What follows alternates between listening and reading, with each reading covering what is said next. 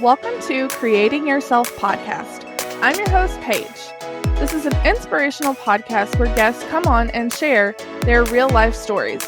They discuss their struggles, hardships, and traumas. They also discuss how those encounters have helped them change, grow, and the healing process they've experienced. They share where they are today in hopes of helping someone else who could be going through the same or similar situations. So join me as we inspire others weekly to become the best versions of themselves.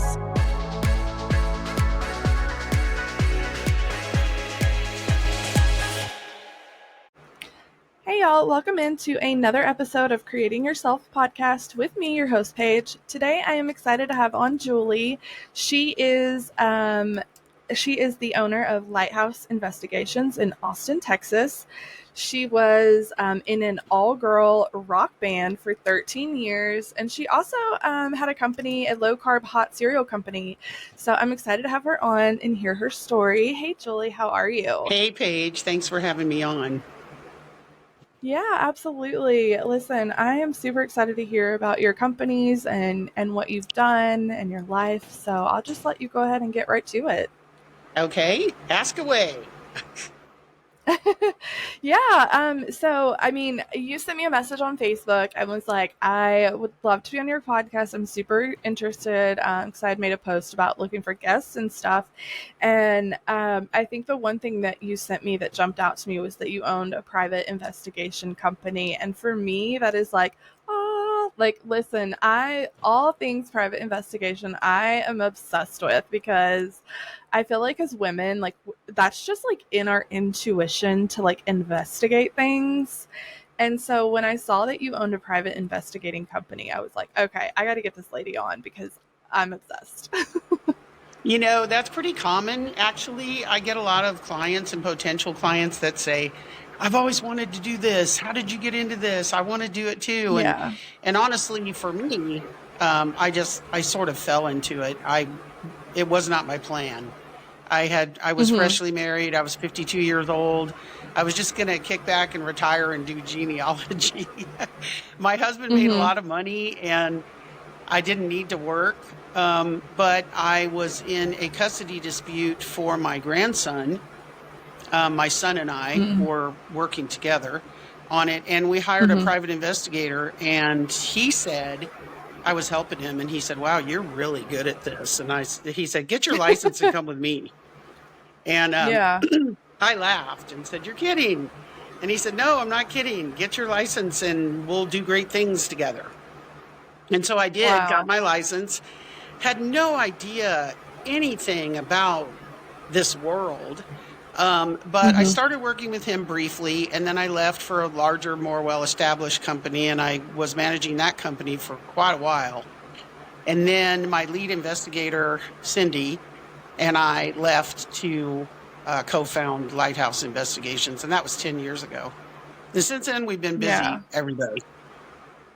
I'm sure. Listen, I've loved, anything that involves that because my friends are always like, how do you find this stuff out about people? And I'm like, I don't know. Like, I'm not giving away my secrets. It's easier now than it used to be. Back in the day, you'd be, following people around and pulling their trash, and we still do that, but it's a lot of digital work now too, and there's databases available to private investigators that are law enforcement grade, and so or nearly law enforcement grade. And so between all of that and women's intuition, we stay busy. We don't take every case. We turn down a lot of cases. Oh, really? Yeah, we won't if we don't feel like we can serve the client properly. Maybe they're in a different country. Maybe they've had private investigators before and they've messed up the case, then we won't take those cases. We're very cognizant of how we spend people's money. And so because I was a client before I was an investigator, so I care a lot about how we serve the client.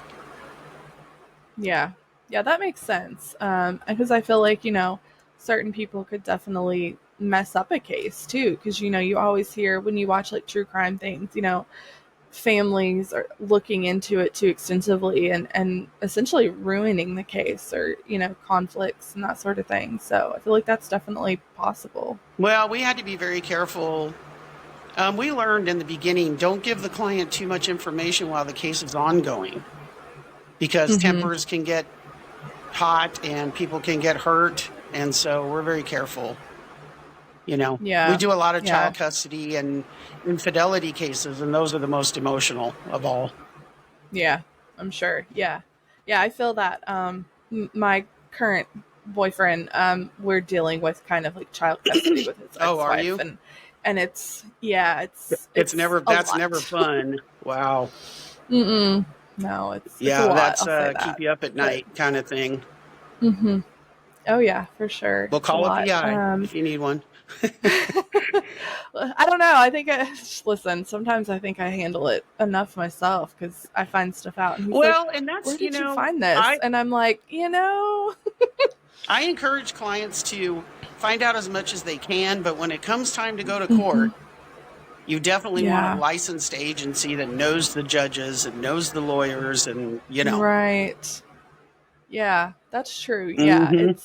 it's just it's hard. The ex-wife is, I know the term like narcissist is thrown around a lot nowadays very loosely, but I've done a lot of like looking into it, like research, the difference between women narcissists versus men narcissists and that sort of thing. And when I tell you this woman hits every bullet point, it blows. Like, I just don't understand. She's a whole nother level of crazy, evil, cuckoo. Ooh, we see that a lot, sadly, anymore. Yeah, it's wild. I've never seen anything like it in my life. I'm just like, ugh. So, yeah. But anyway, so talk to us about the all girl rock group, because that is something that you don't hear a lot about too.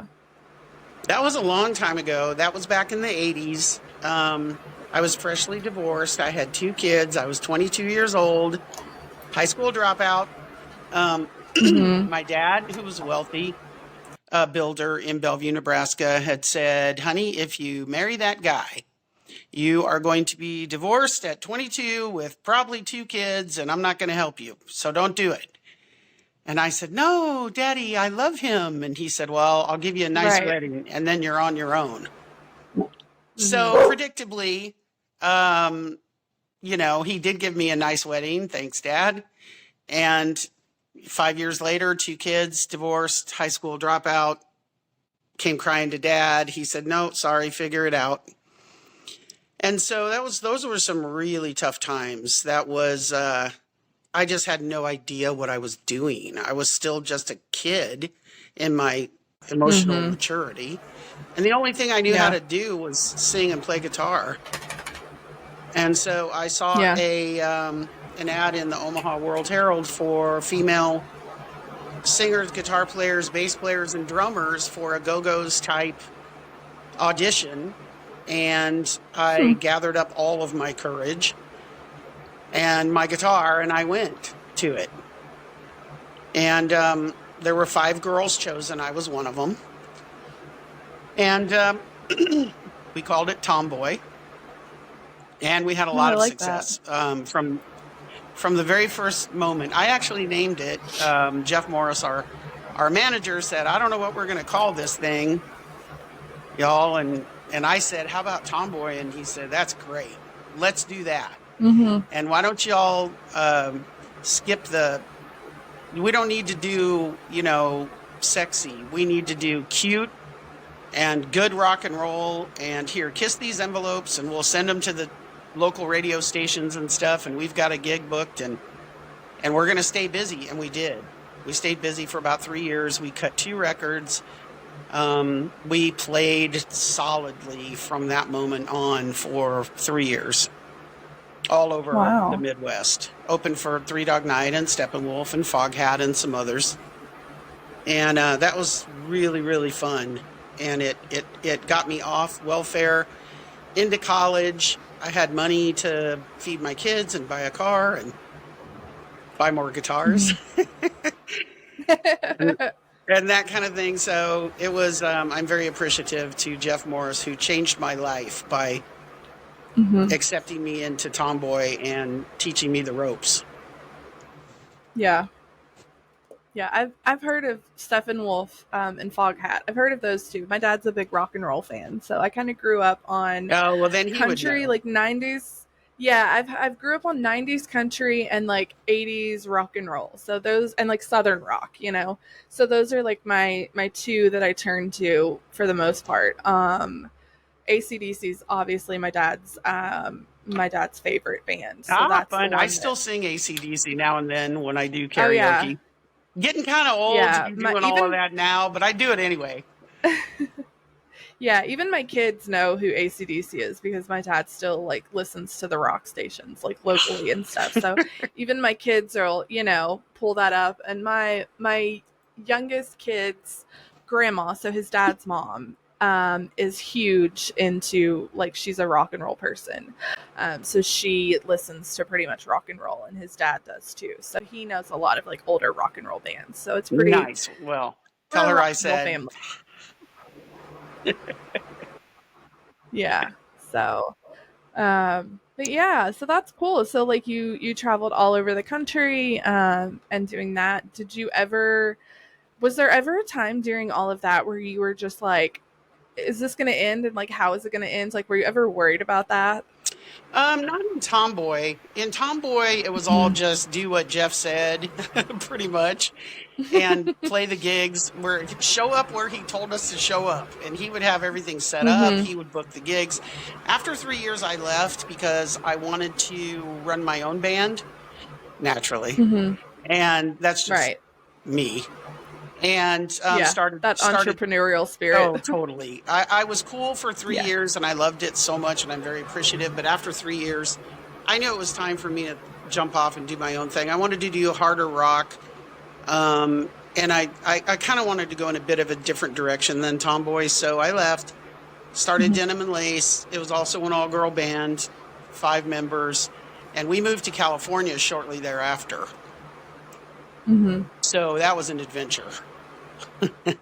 I love the name, Denim and Lace. I love that.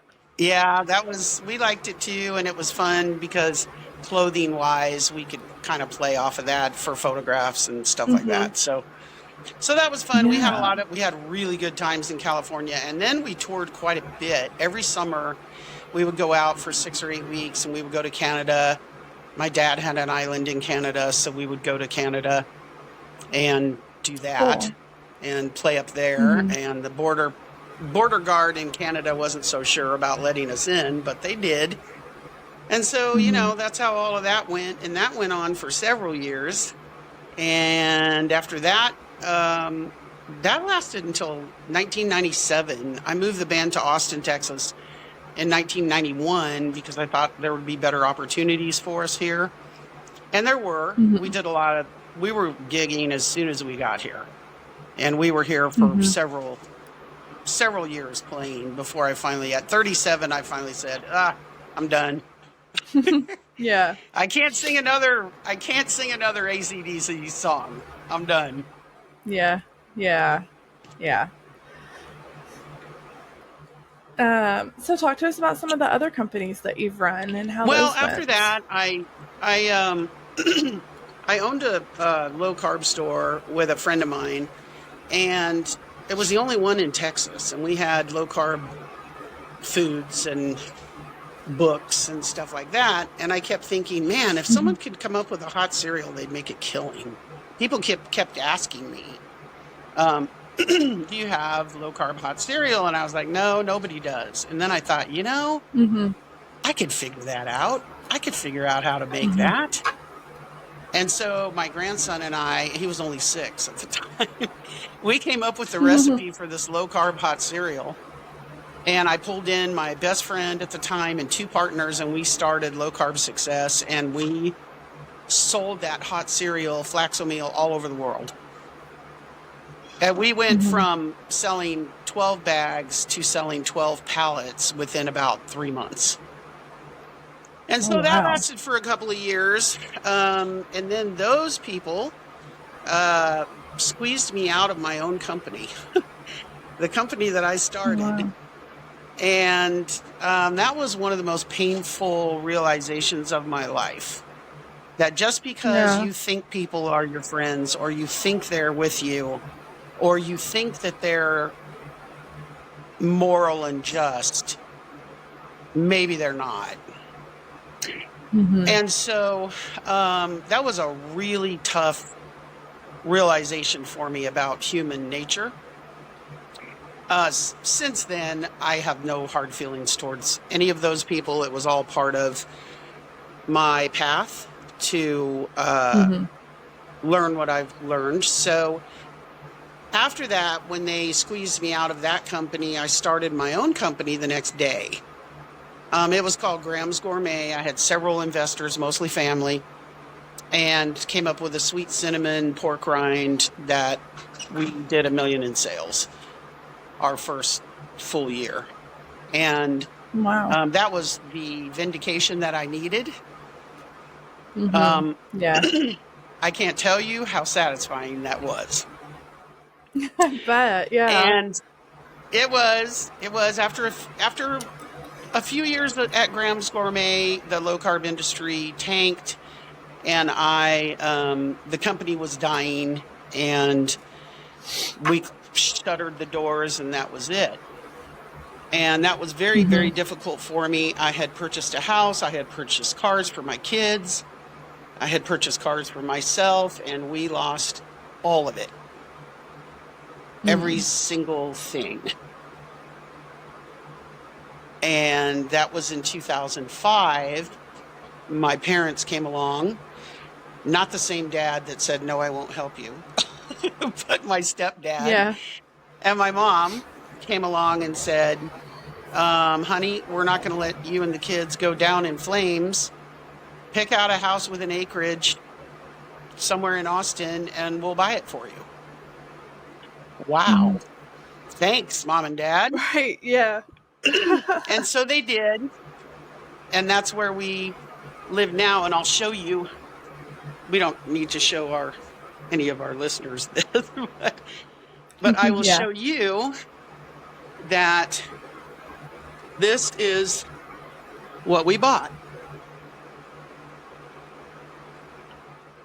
Oh, wow. I don't know if you can see it. And there's my son's, the guest house right there. Yeah. And Yeah. so it's 2 acres. And 2 years later, after I got married, my husband and I bought this from my parents. So because, he had money to do it and all of that kind of thing. And a few years later, I drove past my house that had foreclosed. And this was after I was a private investigator and I was doing well. And it was happened to be for sale. And I bought it for cash. Wow. And that was really fun. The house that I had cried in, the house that I was so sad about, the house I thought my life is over. What am I going to do? To go back 12 years later and buy it was pretty cool. Yeah, I bet. Yeah. It's things like that too, though, that make you really look back at life and be like, just see how far you've come. And it's so satisfying and gratifying too, and not in a selfish way, just in your own self-worth kind of I was way, so and, grateful. loving who you I are. was so grateful. And I fixed it up like I had always wanted to. I put in quartz counters and real wood floors and all of this stuff. And then we sold it. We got 11 offers on it. And it was just the whole full circle moment of don't let defeat keep you down on the ground. You get up, you dust yourself off, and you say, what's next? Right. Keep going. Yeah. I think that's super important too. I think a lot of people, and then that's the one reason that I really wanted to start this podcast, and the name of it, creating yourself is about, even though everything that you've been through and the traumas and the struggles and the hardships that you've been through in life, you always have a chance to recreate yourself or create yourself for once and build off of the things that you've been through. They don't define you. They create who you are now. Like, I'm a domestic abuse survivor. I've been through shit, you know, I've been through a lot of hard things, and I've dealt with a lot of traumatic things and hard things, but it doesn't define who I am. It's helped create who I Yeah. am today. I'm so glad that Yeah, and I you think that's my biggest message. Yeah. I'm so glad that you got through that. I tell people all the time, because like I always say, no one calls me because they're having a good day.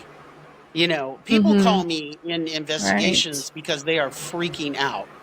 They're crying, they're scared, they don't know what to do. They call me because their life is in the toilet in some way, shape, or form. And so I'm always coaching them that, the growth is in the valleys, that, they're going to get Yep. through this. This is the valley. And, let's get through this from point A to point B with as little collateral damage as possible. And then they're crying and saying, thank you, I didn't have anyone to talk to, especially men.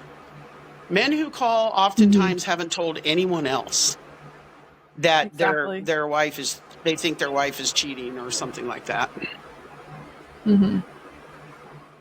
Yeah, I'm sure they're probably one of the hardest clients to deal with in those situations, because it's the hardest to get information out of them because they don't like to talk about things like that.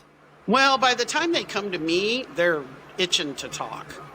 They really unburden themselves. I got a lot of tearful guys that are very appreciative that they finally have someone to tell, because they're not going to go tell their coworkers or their neighbor, Yeah, their buddies. their Yeah. buddies. Men aren't. Now women will. Women will tell their Oh yeah. besties, Yeah. but men won't do it. But when they finally get to me, they have no choice anymore but to just kind of unburden themselves. And I'm always very grateful that I have some tools to help them just kind of hold on, Yeah. Yeah, listen, I've recently, I feel like, starting to become a huge advocate for men's mental health because of the things I'm dealing with in my personal life, and seeing, how it affects them. And it's like, I so badly want to be someone that, I know men talking to women about their feelings. It's not easy, it's hard. But I feel like we have a different aspect of hmm opinion for them, and a different perspective that Yeah. we can give them versus their friends. Their friends are like, oh, toughen up, it's going to be okay, like everything will be fine. Whereas women, we can be like, but this is how the certain things that you do or the certain things that you say affect us. And then in turn, it affects you because of how it affects us. So it's kind of like this full circle perspective. And I think just dealing with certain things I've dealt with recently in my personal life, it's like I really want to be this advocate for men's mental health because it's so important. Like, we lose too many men because they stay quiet, and it's not Yeah. okay. Yeah. Yeah. I coach a lot of women. In fact, I've had so many women call me and say, this is going on and this is going on, and I'm scared of him, and he's, hitting me, and I need to know if he's got another woman and everything. And eventually I try to get them to the point where maybe that's not the most important tragedy in your life. Maybe you don't need to spend money on a private investigator. Maybe you need to learn how to really take care of yourself and understand that you deserve better. And it's not going to Yeah. matter that, you can't, leopards don't change their spots. So even if you find out that he's got a girlfriend or whatever, isn't the fact that he's hurting you, when did you stop thinking that that was important? So there are many times where they'll call me ready to spend money and go have us out on surveillance, and I won't take the case because Yeah. really what they need is to learn how to have some kind of self-preservation. And so I'll send them Yeah. links for books or websites or something like that, and I'll share my story. I've never been in a physically abusive relationship, but I have been in emotionally abusive relationships with primarily alcoholics. And, it took me years to learn how to understand that I deserve better. And once you Yeah. understand that you deserve better, then you can find the roadmap to do it. And so my job, partially, as someone who no one calls when they're having a good day, is to inform people of what the roadmap looks like for self-care, particularly if you're a codependent and you're involved with an addict, and Mm-hmm. an abusive one at that, because most of them are. That's what mine was. Yep, mine was an addict. So Yeah, I spent many, many, many years in Al-Anon, and it saved my life. I think I went 5 nights a week for 5 years, and I was in therapy too. And because I just couldn't understand how I could found $1 million companies, and yet I couldn't choose a guy that was worth a shit. I mean, right. Yeah, no, I'm I like, get it. what is Yeah. wrong with me? I Right. didn't grow up in an alcoholic household. A lot of women, they just Nope. run right to, I did. And Mm-hmm. I tell my friends, I have 1-800-STUPID stamped on my forehead. I know. Why am I Yeah. choosing these people over and over? Right. And It's like you don't I have had this the like best childhood trauma. therapist. You, yeah, like that was me for a long time. Like I don't have childhood trauma. My parents are still married. They have their tiffs and their issues, but it's not a crazy horrible relationship. I didn't grow Yeah. up witnessing this terrible No, me neither. example of parental relationship. Like my grandparents that I was around growing up every single weekend were incredible. Like they acted like newlyweds till the day my grandmother passed away. And Uh, like to this day, that is what I strive to find because they would like joke with each other and cut up like they were just started dating. Like it was the most, when you see those like sweet little old couples that just nitpick at each other's like, little things, like that's how they were. And like to this day, I strive to find that. It's just so like I didn't grow up with these like horrible examples of whatever. And when I found myself in that situation, like, and I was one of those girls that was always like, I will never be in an abusive relationship. I will never find myself there. I won't allow it. And then when I found myself there, I was like, what the hell am I doing? And I didn't realize it was happening until it was, of course, too late. oh You yeah. don't see those red flags and those signs because you don't know what to look for when you've never been in that situation. No, it's And like so it's boiling, the so boiling the difficult. frog story, where you just don't notice Yeah. how much of yourself you've given away. And I tell Mm-hmm. people, Yeah. people are like, I'm a victim of this and I'm a victim of that. Well, yes, that's true in some ways, but eventually you're also a volunteer. Mm-hmm. If you're Yeah. not learning how to treat yourself as well as you're treating this addict that's abusing you, then you become a Mm-hmm. volunteer eventually. And Yeah. it took me 2 years of therapy with the greatest therapist on earth, and I called her the Dragon Lady because she was so tough on me. And it Yeah. took a couple of years for me to get the memo that it was so much about me. It was not about the guy, whatever guy, pick one. It was about Mm-hmm. me. It was about why I needed to save somebody when I couldn't save myself. And Right. so once I finally figured that out, along with Al-Anon, then I was on a mission. I was on a mission. I got rid of that crack addict, that one, and no more guys in my life until I did the self work. And I did a lot of self work. I did it for about 2.5 years solid. Just therapy, Al-Anon, reading, journaling, praying, meditating, the Mm-hmm. whole thing. And then when I was much more emotionally strong, I met the guy that is my husband now. And of course, he was an Mm-hmm. alcoholic. Of course, but he was a high bottom alcoholic. And I fell Yeah. wildly in love with him. And we dated for 6 years. And then we got married. And about 15 years into our marriage, I told him, you have to stop. I'm going to file for divorce if you don't stop drinking. And Mm-hmm. he got sober the next day. And he's been in recovery now for 5 years and 4 months. And he is the guy I always knew he could be. And That's I've had to do my incredible. own work so that I don't hold grudges now, you Yeah. know. for the 15 years prior, even though he's a pretty good husband, even prior. Didn't run around, didn't abuse me, didn't do any of that. He was just a bit of a closet drinker, and it just really wrecked his life, his ambition, and all of that kind of thing. So we're living a good life now after a lot of tears and tribulations. Yeah.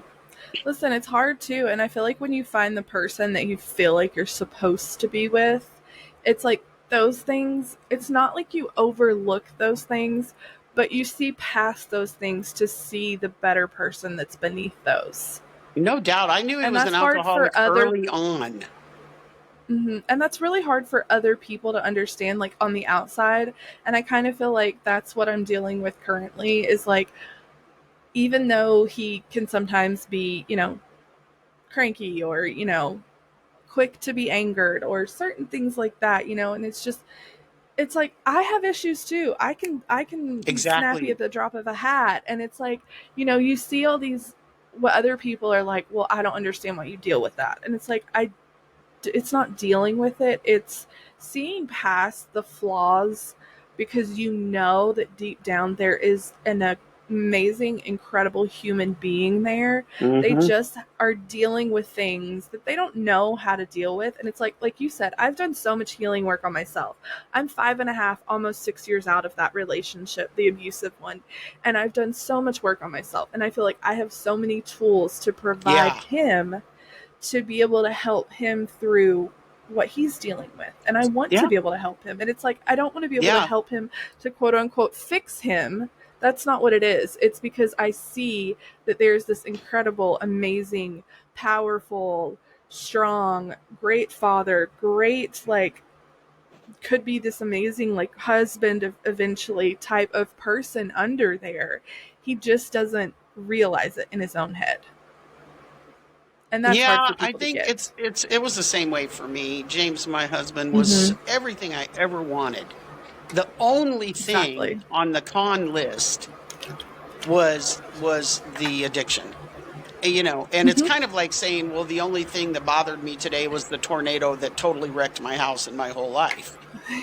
I Yeah. mean, it was But that's eventually, fixable, well, it you is know? if the person says, okay, I need help, and comes humbly Mm-hmm. and with a lot of humility into the recovery Right. program, which is what James did, thankfully. And he works an Mm-hmm. incredibly tight program, the best program I've ever seen, really. And I don't bitch about the 7 meetings a week that he attends, and the 3 or 4 meetings with Yeah. sponsees, and the 2 or 3 hours of community service that he does for the group that he's in. I am appreciative of every moment he spends shoring up his recovery, because I know Mm-hmm. that's what it took for me. So, you know, together I feel like, we're pretty strong now. A lot of work. Yeah. Right. Yeah. That's what relationships are, especially when you find the person you're meant to be with. It's work. And as long as you both are willing to put forth the effort, I feel like outside people just don't even matter. No, no. I mean, for me, my kids had expressed concern earlier on about, Mm-hmm. his drinking and that kind of thing. Even my grandkids had expressed concerns, but it took what it took for me. And then when Mm-hmm. I finally reached my breaking point, it was a true breaking point. It was, I'm filing for divorce on Monday, and this was on a Friday. And that was Mm-hmm. and ironically enough, it was the same day that my mom, who was living in the little guest house, she was 82 years old, she got out of bed and stepped on her leg. I mean, she went to walk and her femur broke Oh my because her gosh. little bones were so fragile. And so we were off to the hospital with her, and that began a 3-month descent into dying in hospice care in my dining room with Mm-hmm. 14 different fractures because she had terrible, terrible osteoporosis. And she Mm-hmm. spent much time in the hospital, and then she got dementia from the medication, and she never really came back from that. And then she went to rehabilitation, and I was there every day. I was there every day. Yeah. I was there at the hospital every day, and I was at rehabilitation every day. And to watch her just deteriorate, and me not be able to save her, I wanted to give her the dignity of dying in this house that she loves so much, that she bought for me, Mm-hmm. right there in our dining room, right there. Yeah. And that was probably the hardest thing that I have ever been through. That was 5 years Yeah. ago, and I miss her every day. Yeah. Yeah, I'm sure. Yeah, my mom lost her mom. I don't even remember how many years ago now. And it was kind of the same situation, like this one thing happened and then it Yeah, was this domino effect of just one dominoes. thing after the other. It's Yeah. terrible. It was so, and James was newly sober. And so he's doing 90 meetings in 90 days. And I'm going back and Yeah. forth to the hospital and back, and I'm trying to run my business. You Right. know, oh gosh, it Mm-hmm. was. And then when she died, well, I knew that she had died. I was in the restroom. My husband was sitting with her, and I knew that she had died because I felt her go through me. I just felt the spirit of her just whoosh through me. Oh, wow. And I mean, I've had paranormal experiences my whole life, and so I knew what it was. And that's probably what makes me a good investigator, is that I was very, very intuitive as a kid. I have Rh negative blood. Those people tend to be very spiritual and connected and intuitive. And even when I was a little kid, I would know things, and I would see, things, and I would hear voices from my great grandma and stuff like that. So when my mom passed, and she just passed right through me when I was in the restroom, when I came out of the bathroom, I said to James, "She's gone, isn't she?" And he said, "Yeah." And so that, I Wow. talked to a spiritual guide friend of mine after that, and she said, well, she was with her angel, and she wanted to let you know that she was going.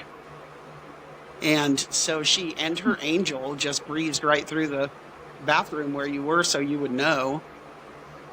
And I sure enough That's did. And that wild. it was crazy. There's been a lot of things like that have happened to me. I had the Austin Paranormal group out to the house because I'd had a lot of activity here in 2009, and they found a Mm-hmm. bunch of stuff here, not surprisingly. My grandkids used to see all kinds of entities here, and run around the house, laughing and screaming that ghosts were chasing them, and all kinds of things. And in fact, I have an altar in the corner of my living room because I had another spiritual healer come out here and say, "You've got so much energy in this house from your clients, from people that are calling you full of pain, and you're taking it all on, and you have Oh, nowhere to okay. go leave it." And so she Yeah. said, "I can't leave you until we set up an altar, because you have so much, your dad, your birth dad, who I was Mm-hmm. very, very close to." She said, "He's been in this house the whole time you've had this house, the whole time, as soon as you moved in." And I knew that because there was all kinds of water catastrophes happening all the time. And this lady said, "Well, that's your dad, and he's particularly in this one corner." And she said, "You need an altar there, and you need somewhere to go and kind of lay down your burdens, so to speak." Mm-hmm. So I did. It's right there. I don't know if you can see it in the corner. Yeah, a little bit. Yeah. Yeah, that's my altar there. So anyway, all of this kind of came to happen after my mom passed, because spiritually I was just kind of beat up, you know? Mm-hmm. And Yeah. so and then I'll tell you, the universe was like, "You think you've had enough? I don't think so." Because then my brother died a year later, Oh my um, of an gosh. incurable lung disease that we didn't even know he had until 5 years prior, and it's genetic.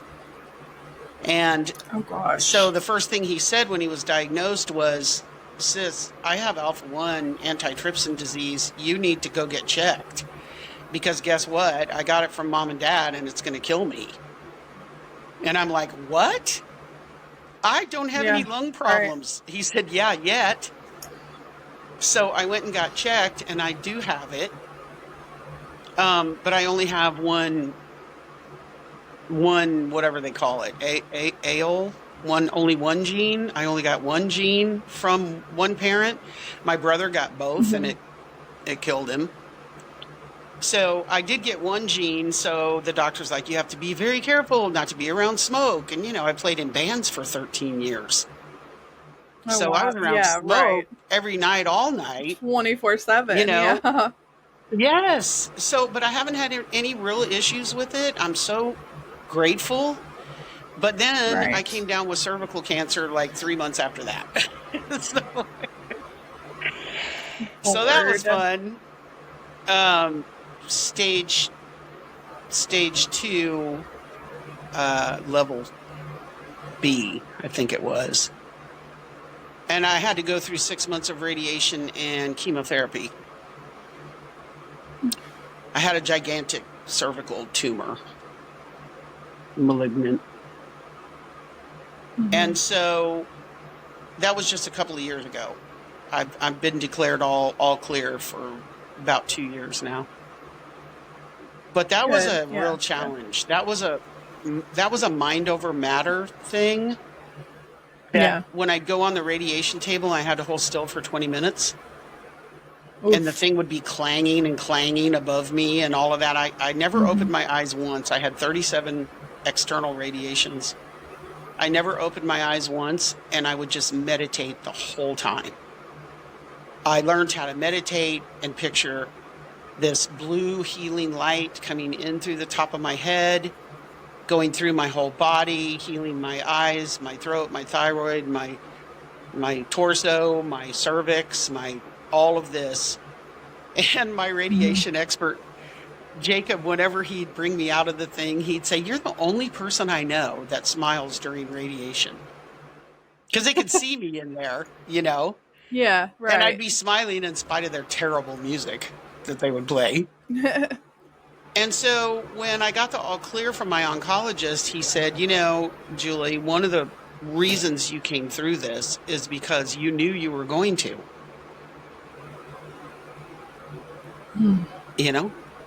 And you gave it every ounce of positive energy that you could.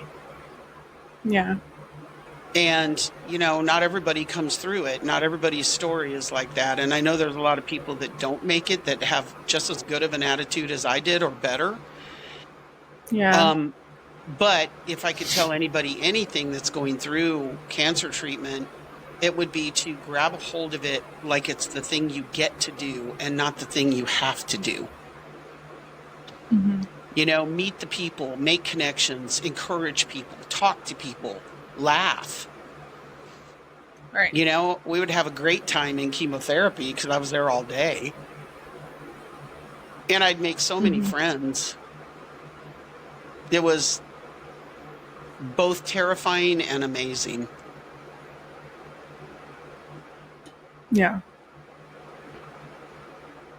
So talk to me. Listen, I'm a huge paranormal person. So talk to me a little bit more about that, because some of the things that, if you want, some of the things you've experienced and how that kind of came about, because I am one of the biggest believers in things like that, because I haven't experienced a lot of things, but I've experienced some things in life. And I've seen things. And so I'm a huge believer in all of that kind of stuff. And that's another huge interest of mine.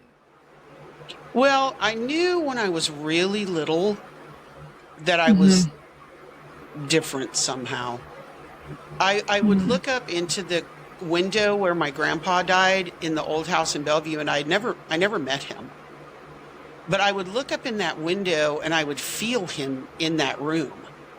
My cousins had told me that was the room that he died in. And I would look up there, and I was little, 5. And I didn't see him, but I could feel him. And so I think that was the first time I thought, I know things, or someone wants me to know things. And so Yeah. briefly we moved to Seattle for a while. And while I was there, and I was probably about 4, I felt like I had to go outside and sit on our hill in the backyard. So I went outside, sat on the hill, looked at the stars, and could feel something communicating with me. It was the same thing that told me to come outside. And I still don't know to this day what it was, but I woke up in my bed the next morning thinking that I should listen when I hear these kind of callings, kind of, I guess you would call them. Yeah. And so shortly thereafter, there was a visitor that would come sit on my bed. I told my parents, I just called her the gray lady. And she would just come and sit on my bed. And I have no idea who she was or why she was there. But my parents thought it was odd and thought I was odd. And so, thus it began. And then I ended up just starting to know things about, my friends would come to me and they'd go to tell me something. Oh, they'd be crying and they'd say, I have to tell you something. And I would know what it was. And so I worked for a while on a psychic line. This was way back in the 90s. Because I would know things about people. And so when I moved into this house in particular, there was all kinds of things going on. The water heaters would explode. The pool pump would spew water all over. It was water. So many water catastrophes you can't even imagine. So I had the Austin Paranormal group in here, and I was taking pictures of them setting up. And then when I looked at the roll on my digital camera, you can see orbs and entities on the pictures that I took. And on the recording, you know how they do those really sensitive recordings?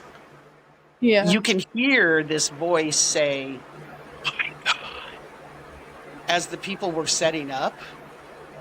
And whatever was in here was completely freaked out by the fact that these people were here and they were setting everything up. Yeah.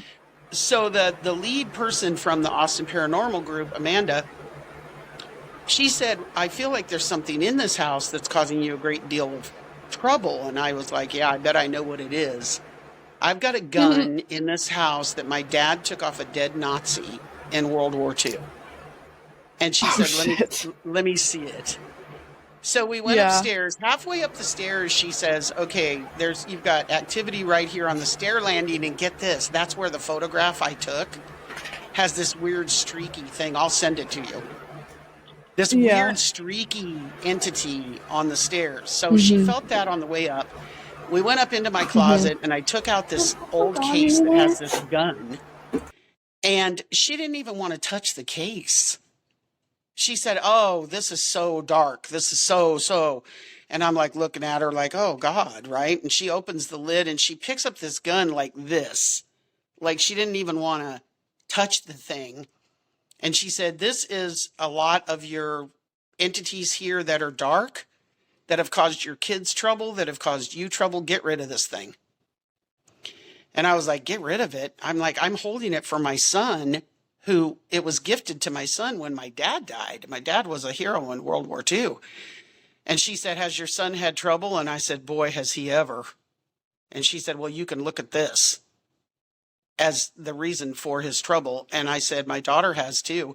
And she said, did your daughter have the gun when she was having trouble? And I said, she did. And she said, and now you've had trouble and now it's in your closet. Get rid of it. So get this page. The way that, you know what I did with the gun because I had to get rid of it? Remember I talked about hiring a private investigator for my child custody case with my grandson? Well, my son and I didn't have any money. And he said, what do you have?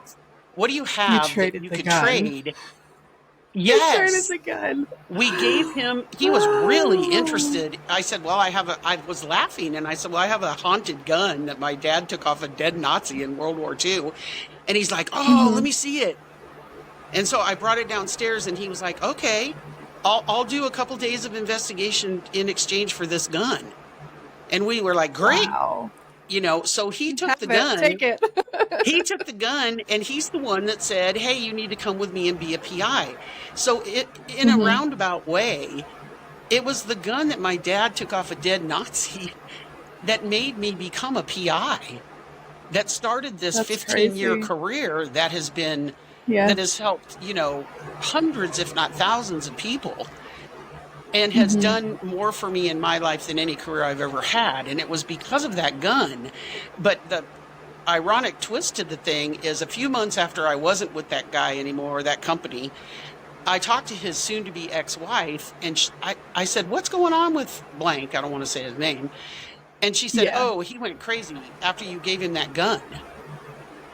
And I finally took it and threw it in a lake.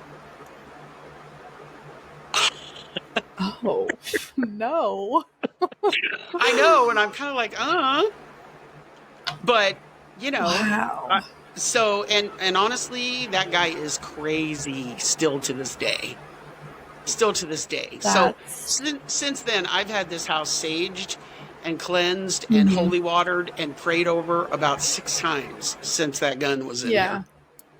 Yeah. I'm So a I'm a I've never sager. told that. I'm a crystal Oh yeah, me collector and too. everything. So yeah, Me too. listen, I've never told anyone where I that do story. I love that though. Like where I do a lot of talking about, traumatic and horrible things on my podcast, and I have this like space set up in my bedroom. I like to sage the area like afterwards. Usually when I Yes, do like really horrible stories and stuff, and I keep my crystals like near and by my computer and all that, because I'm like I don't want that in my room because I feel like absolutely. bedroom's my safe space. So I do a S- lot of saging, and I Sage started after doing this it. one. Right. I have a friend who owns a crystal shop, and she has like sage and incense and all that kind of stuff in there. And I've bought a lot of stuff from her. And I went in there, and she was like, "Do you sage when you're done with these recordings or anything?" And I was like, "No." And she was like, "I got you." And I was like, "Okay." And I told her, I said, "I get a lot of headaches. I feel like when I do these recordings." And she was like, "Are you putting anything between you and the computer? Like where, I do a lot of I do everything virtually." And I was like, "No." She was like, "You got to get a clear quartz, put salt in a cup and Yeah, put it between you and the computer to protect yeah, that negativity to come onto you." And so I do that before every recording. And if I forget, I end up with a headache. If I do it, no headaches. It's the truly, wildest thing. And truly. so Energy, I'm it like, doesn't know time or space. I was like, okay, cool. Like salt in a cup, whatever. Sure, with some water, like that's going to protect me. Listen, if I don't do it, I get a headache. If I do it, Absolutely. Your I'm good body, to your go. body's It's telling the you, weirdest thing. yeah, Mm-hmm. yeah, It's you crazy. don't But want, I'm very empathic. Like I pick up on so many people's energies, and like I'm a highly sensitive person. So like anything me makes me too. cry. Like, it's so crazy. And my youngest son is like that too. He's very empathic and picks up on Mm, people's emotions. We went to, I've talked about this so many times. People that listen every week are probably like, "Oh, here she goes again."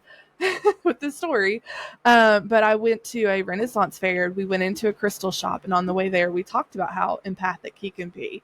And we went into this little crystal shop, and he walked all along the like outside edge, and he probably looked at 40, 50 crystals. He walks over to this one and he picks it up, and he was like, "Mom, I want this one." And I was like, "Okay." And walk over, and I pick up the paper to read what it does, and it was to help empaths mm. improve their abilities. And I was like, Yeah, "Shut there you the go. fuck up, get out of here." I was They like, "I'm know. I'm done telling with you, you." kids know. It was the most wildest thing I've like. I looked at his grandma that went with us, his dad's mom, and I was like, "Come read this paper." And she looked at me and she was like, I was like, "Swear to God, he picked it up all by himself. I didn't help." And she was like, "I'm done." Like it just blew our minds, flabbergasted Yeah, us. It was crazy. they know. Mm-hmm. Yeah, it's weird. It was so weird, but I love that I'm able to like know that kind of stuff early on with him, because I mean, you can look at him the wrong way and he'll burst into tears, and I'm like, "It's okay. Like you're fine." So He's My very son's sensitive like when it that comes to. too. He's very sensitive. He's 44 now, but he's very Right. sensitive. He's Rh negative like me. We did not know that he had Rh negative blood until last year when he got tested. He's had a stroke and a seizure, and he's also had heart failure, and he's only 44, and he doesn't have any My son's cofactors. type 1 diabetic too. So, Really? Oh yeah, yeah. yeah, that's a lot. Yep. Yeah. So, Mm. yep.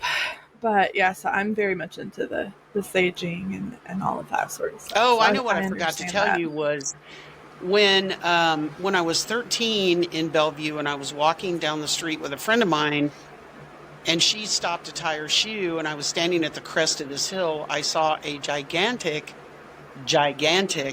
UFO over Offutt Air Force Base, over Strategic Air Command in Bellevue. And it was only there for a second. I looked at it, I kind of gasped. And it had red lights going one way and green lights going the other. And it looked like the mothership on Close Encounters. That's how big it was.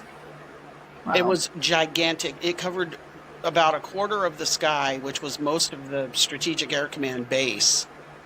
And it was gigantic saucer-shaped mothership-looking thing. And my friend was tying her Wow. shoes, so she didn't see it. And Yeah. she heard Of me just course. kind of go, like that. And she stood up and she's like, "Oh my God, are you okay?" And I'm like pointing and gasping. And she says, What happened? And I said, "You didn't see that." And she said, "See what?" And I kind of felt like at that moment that there are messages that I'm supposed to receive so that I can help more people. And I didn't know that at the time. At the time, I just thought, what the ever loving hell did I just Right. Yeah. witness? Yeah. But then when I lived Yeah. in California and I was 14, I went back to live with my mom in California because my mom and dad had divorced. And we were sitting on the beach, a bunch of us, and we saw all these little white, they called them Tic Tacs, is what they call them now. These little white aircraft looking things, but they looked like Tic Tacs, like the little mint. And there was like 4 or 5 of them, and they were diving into the ocean and then coming back up and then going sideways and then going up and then diving and then going up. And I remember my friend saying, "There's no aircraft that can fly like that." And I came home and told my mom, and she said, "Oh, I'm sure it's just, there's San Clemente Island out there and they do military testing, and I'm sure it's just missiles." And I'm like, Yeah. "No, it's not missiles. Well, now it's come out that the Air Force pilots and the Navy pilots have said those are some sort of craft that come out of the deepest parts of the ocean. They're not ours. They're not military. And we don't know what they are. And nothing we have can maneuver like that." And do that. No. Yeah. So I feel like it's all kind of connected, and I feel like it all has to do with energy, and it has to do with other species that are not regular earthlings, if you will. Yeah. And I've had enough evidence in my life to point to there being so much that we don't know or understand. And I guess Yeah. that's probably what makes me a good investigator, is that I really rely so much on my intuition. Yeah. That's what I was gonna say. When Your someone intuition. calls Yeah. me, they're telling me what's happening in their life, and I'm already feeling what they need. Yeah. And it may not be what they think they need. Right. Yeah. Yep. That's kind of how I feel like with my personal life and stuff that's going on with it. I'm like, if you would just listen to what I'm telling you, Mm-hmm. this is what needs to happen. Like, I Mm-hmm. don't know why I feel this way, but it's just something like within me that is like, this is what needs to happen. And this is the way that it needs to happen. And I Yeah. can't explain it. Like, I see a therapist and I tell her so many times, I'm like, I can't put into words how I feel or why I feel this way, but this is how I like this is what I feel needs to happen, and I cannot explain it, but it just But you is what just it is. know, And like, right? yes. Mm-hmm. And it's people just sometimes look at me like I have three heads. And it's like, I can't put into words like why I feel like this is right, why I'm feeling this way, but it is what it is. And Yeah. literally people are like, okay, but I totally get that. And the UFO thing, it's funny that you mentioned that. My aunt actually saw one. Um, God, I was little. It was my mom and my aunt in the front seat of the vehicle. My two cousins in the back, and I was in the back in like a car seat. Like I was a baby, like little. Mm. Um, and my cousin, who's 5 years older than me, remembers it. She remembers it. I don't. I just Wow. remember it from stories. But my aunt said they were driving on this backcountry road in the town that I live in, and it was over top of a barn. And my aunt remembers stopping at the like stop sign that they had come to turn onto another back road. And she remembers as they started driving and turning off that stop sign and driving down the next road, that it had these three lights, like three huge like spotlights as she described them. Mm. And as they started driving, it started like turning towards them. The Wow. spotlight started turning towards them, and my cousin is like screaming in the back seat, like, go, mommy, like freaking out because they thought it was turning towards them. And then just out of nowhere, within like 3 seconds, it took off and was gone, completely out of sight within like a second, like just Wow. nowhere to be seen. And she explained, like, the way that my aunt explains it is so just crazy. But my cousin remembers being in the back seat, like screaming bloody murder at the top of her lungs, like, go, mommy, go, like Wow. thinking that it was going to come and get them. And it was just hovering over top of this barn. And then out of nowhere, it just starts to turn and it's gone. Just never to be seen again. I'm telling you, we're not alone. Yeah. And it was this weird, like, spaceship, like saucer looking thing. Yeah. Mm-hmm. Yeah, Yeah. it's And now crazy. there's It's so now wild. the government's released all of those, Right. Area 51 Mm-hmm. documents and all of the, and they're saying that they've been Mm-hmm. tracking and watching these things and calling out to them in the galaxies and whatever forever. Mm-hmm. So they Yeah. know. Yeah. They know, Right. and I can Yeah. only It's guess like, that craft that was over Strategic Air Command was there for a reason. right. Yeah.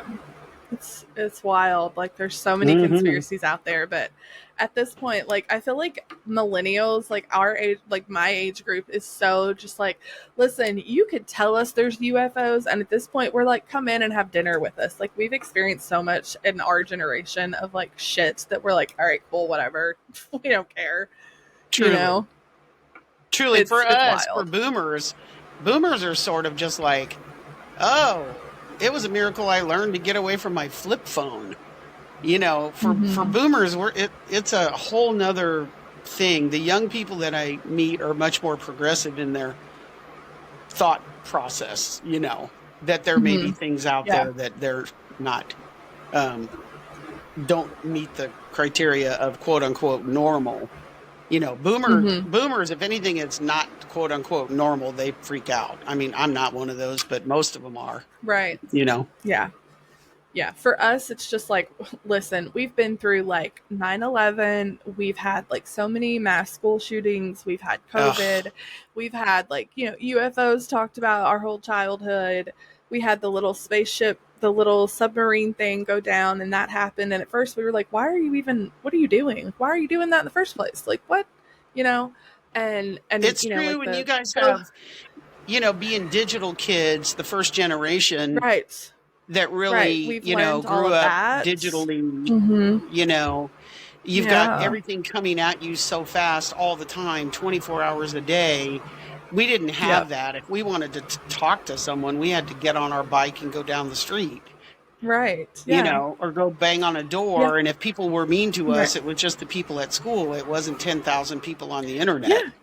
You didn't have to bring it home with you. Yeah, I've talked about So, that several times on here with like bullying episodes. Kids oh nowadays, God. they have to bring that shit home with them. And like, like you said, we were the first generation to really have to figure out how to deal with bringing home that sort of situation. Because I mean, I remember, not having to deal with it at anywhere but school. But then Yeah. as school progressed and we got a little older, it was like, now kids can talk about us on the internet. Like, what?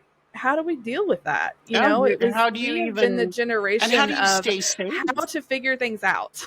Yeah. And how do you stay safe out there? I've got 8 grandkids, Ugh. and, Mm-hmm. I've got some in their 20s, and, my granddaughter Lyric is 19, and I just worry like crazy for, It's so scary. who are my 22-year-old and the ones that are 23 and 29. I don't worry as much about them. They've got a little more experience under their belt, but my Mm-hmm. 19-year-old and my 10-year-old granddaughters, I worry a lot about Yeah. the influence of social media and if someone might be able to try to get to them. I mean, I know enough about human trafficking because we work in that Right. industry, and we live in Austin, which is right on the Interstate 35, which is one of the main Mm-hmm. human trafficking corridors coming from Yeah. Mexico to, you know, states up It's above us. really bad So around here where I live too. is Yeah. it? Yeah, I feel like You I must feel be like on it a is really major bad around freeway. here. I am. I'm near Lexington, Kentucky. So we have 75 that runs all the way up and down. And Yeah. then we have 64 that goes east and west, and they meet right in Lexington. Yeah. So anytime you're on a So, major thoroughfare, that's where this yep. stuff, travels, of course. And I'm always telling my granddaughters, if you're going to go to Walmart, don't go to the one that's right next to the freeway. If you're going to go to Mm-hmm. Walmart, go down to the next little town, and you're not going to have as much risk being 20 miles That's away true. from Yeah. the freeway, or even 10, than you are being 1 minute off the freeway. I never thought about that because It's we have a true. Walmart literally right off 75. It's Hmm. true. And in my business, That's I'm wild. I'm very good friends with I have a bounty hunter buddy of mine, Mm-hmm. really good friend. He's an investigator too, and he does a lot of human trafficking and missing persons Mm-hmm. cases. And he's always Mm-hmm. telling me how bad it is. That Yeah, I it's bet. you just don't hear about it in the media like we should. And Mm-hmm. it's really bad, even in our little suburb outside of Austin. Yeah. Makes me want to Yeah, it's move. scary. It's definitely. Yeah. Like Yeah. It's. move, like to, like, I don't Yeah. even know what, Italy or Portugal Right. or Yeah. anywhere. It's gotten a lot worse around here. I mean, you hear, you see on groups that you have on Facebook, this van followed me, or Yeah. certain people were following me through Walmart and they followed me out into the parking lot and they got into this truck. So beware if you see this truck at Yeah. Walmart or Kroger or whatever. And it's like, the fact that this is happening like in my town or in the towns I live next to is so scary. Like It's I terrifying. hardly ever even go do like full blown grocery shopping anymore. I'm like, I order it all on the app and go pick it up because I'm like, I don't even want to go shopping anymore I know. because it's like I'm terrified somebody will snatch my kids or me or all three of us. It's like I know. And my it's granddaughter terrifying. used to in Colorado Springs when they lived up there. I know that my kids would go shopping, and my granddaughter, who's 10, they would allow her and Mm-hmm. my other grandkids to go to the toy section, and look Mm-mm. at toys while they were not too far Mm-mm. away in the grocery part. Well, that doesn't happen here. Mm-mm. Here they're not Nope. allowed to wander even 2 aisles down Yeah, because my it's kids just aren't. too I don't let my scary. kids go anywhere. Yeah. And I'm a very like laid back, relaxed mom, but when it comes to us being out in public, I'm like, you are right here next to me or you are nowhere. Yep. And I Because always tell people, you see something weird, you better get the license plate. I'm always telling my yeah. neighbors, because I'm on Nextdoor and all of that, and they'll post things Yeah. about, there was a black Chevy sedan driving up and down the street. And the first thing I Mm-hmm. ask them is, did you get a plate? Mm-hmm. Get the plate number, because in Texas, we can run the plate and we can figure out who it is that's going up and down your street trying to talk to the little kids that are out there. Yeah. Yeah. It's so scary. It's so I'm lucky scary. enough. We live out in the country. I don't live like in a neighborhood or anything. But even when, I see cars like go slow, or I see the same car go back and forth, or I live where there's a driveway right across from mine. And for some reason, it seems to like a lot of people seem to turn around in that driveway for some reason. Like if they're lost, I don't know why. But if a car sits over there for too long, like they're lost trying to figure out where they're going, maybe I will just stand at my front door and I just watch, because I'm like, if they get out and they start wandering, Oh, yeah. like it's on, Girl, I have like to tell you, and this is on our website, Mhm. this story. When I first became a private investigator, Cindy and I had just started. We had just started our company, and my husband kept telling me, honey, every night in the middle of the night, there's a car that parks across the street with their headlights coming in through our front window. And I was like, what? And he Mhm. says, I swear to God, they sit there for like 2 or 3 minutes and then they slowly pull out and they leave. And it's happening every night at like three Mhm. or 4 in the morning. So I tell Cindy, I've got a stalker. They're pulling up across the street. They're shining their Yeah. headlights through my window. And Cindy says, okay, tonight we stake it out. So she comes Mhm. over. We stay up till 4 a.m. It's pouring rain. We're waiting for the stalker to pull up across the street and shine his lights in our window. He does it. He pulls up into the circular driveway across the street, points his lights to our window. I tell Cindy, there he is. She grabs her keys. She goes running out to her car. She steps in a gigantic puddle. She gets in her car. She follows him No. down the street and she traps him in this parking lot by this dumpster. Mhm. And she gets out of the car and it's pouring rain. And she's like, who are you? Who are you? And he says something to her in Spanish, puts his hands up, and then he takes off. Well, she follows him, and I call law enforcement and say, there's this Yeah. stalker, and my partner's on him, and all of this stuff. So the police come. And by this time, Cindy's back here, and she's drenched because she lost the guy out there somewhere. Well, police had Mhm. found him and cornered him and had talked to him. And then the guy comes in, and Cindy's all dripping wet, and we're all ready for this guy to go to jail. And the police officer says, Mhm. ladies, I want you to know that we did talk to that man and he delivers newspapers to your elderly neighbor Oh no. across the street. Oh. And he Oh was no. trying At not to 3 o'clock in the laugh. morning, though. That's Yes. weird. I don't know if you remember your grandparents getting papers. Sometimes it's like the Yeah. middle of the night, right? That's Anyway, weird. so he'd pull up in her circular driveway and he'd throw her paper onto the porch. Meanwhile, his headlights are shining in my window. And then he would Ugh. slowly pull off and leave. And the police officer was trying not to laugh. Right. And Cindy and I just looked at each other and we both just kind of said, okay, thank you, officer. Thank you so much. Thank you. Bye. Thank you. Oops. And then we just fell on the floor laughing. I mean, I'm sure. oh my Yeah. God. Yeah. Yeah. Well, I used to have a lady that there was this car, and it was every 2 or 3 days it would come down, it would turn around in this driveway across the street from me, and it would kind of sit there for a couple minutes, and then it would pull back out and it would leave. And I was like, what is this white car doing? Like, who is this? And at that time, I had recently had someone stay with me for a while that was dealing with drugs, and I didn't know that until after they had left my house. Mm. And so I was like, I wonder if this person is like looking for him or like watching me. So I got really freaked out. So I finally was, and every time I would like go to like try to follow them, they'd be gone by the time I would get my keys and Oh, get yeah. outside and like all the things. So I was like, damn it.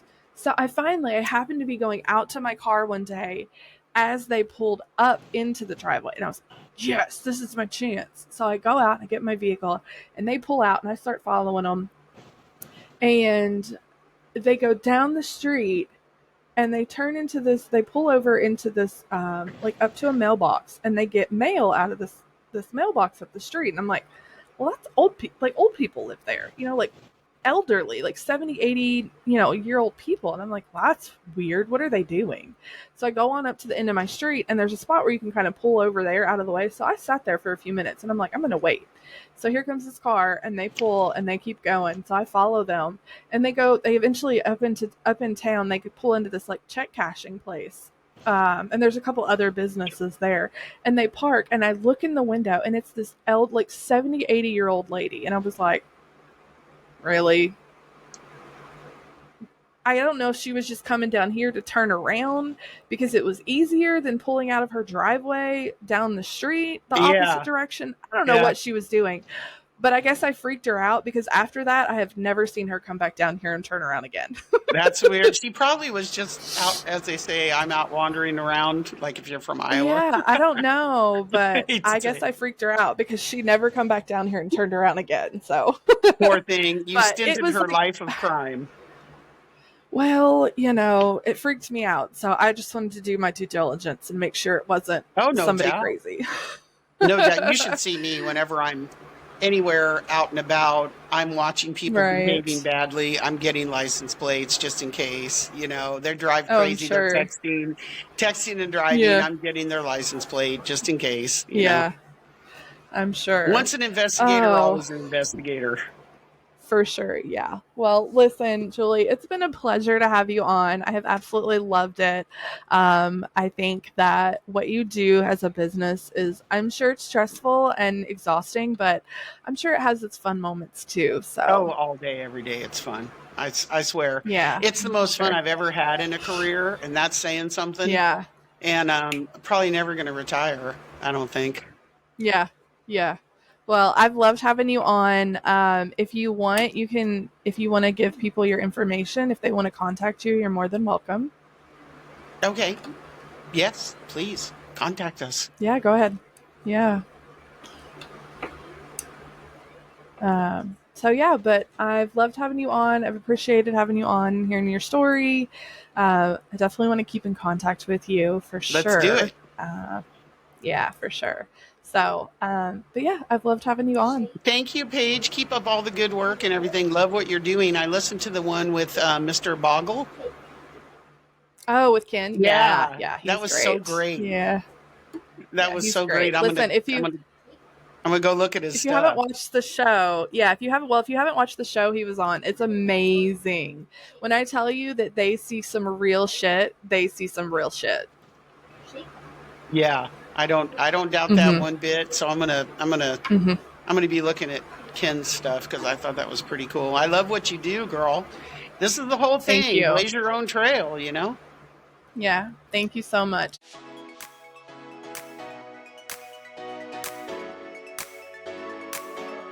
Thank you all so much for tuning in to this week's episode. Make sure you hit the follow button on whatever listening platform you are using. And head over to my social media pages and give me a follow there as well. You can find me on Facebook, Instagram, and now TikTok at Creating Yourself Pod. And if you have a story you would like to share on this podcast, email me at creatingyourselfpod@gmail.com, or you can message me on any of my social media pages. Make sure and come back next Tuesday for a brand new episode. Hope you guys have a great week. Bye.